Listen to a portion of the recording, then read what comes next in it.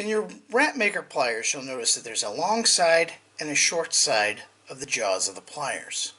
With the long side, hold your wire bundle just outside where you want to begin your wrap. As you hold the wrap bundle, you'll notice that there's a gap that is created between the jaws of the pliers. This is where the wrap wire will go.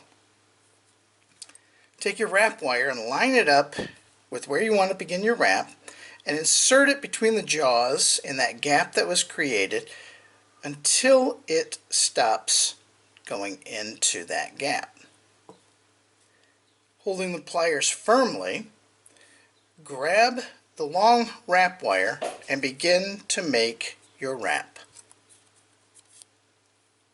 Continue doing this until you have completed your wrap.